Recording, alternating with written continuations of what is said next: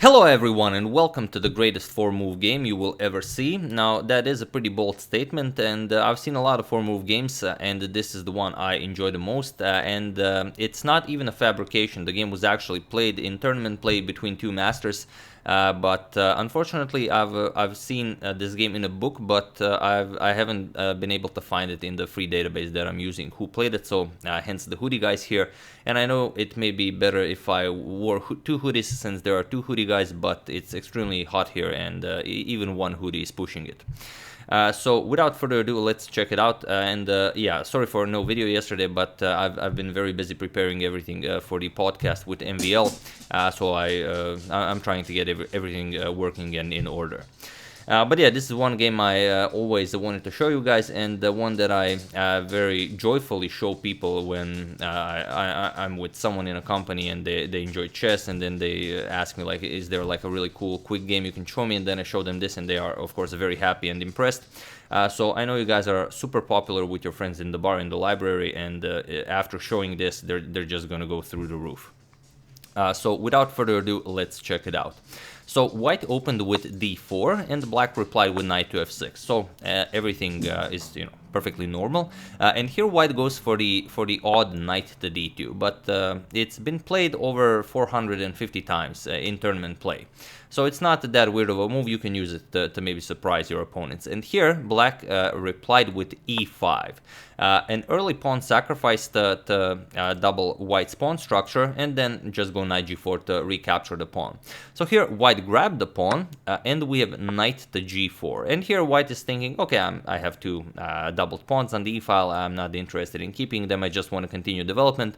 He played h6, point being that now after knight captures, you just want to continue developing knight f3, e4, bishop e2, or maybe c4 castles and so on. However, white is completely lost here, and black can win the game on the spot. So feel free to pause the video here and try to find the winning idea for black and figure out if this is the greatest 4-move game ever played. Well, I give you a couple of seconds. So for those of you who were able to do it, congratulations on completing the best ever 4-move game. And for those of you who just want to enjoy the show, it's not queen to h4. A lot of people are try queen to h4 here. The problem is, okay, you're threatening something here, but after g3 and queen h6, yes, white still cannot capture. But after the knight develops, black no longer has any threats, so not a solution.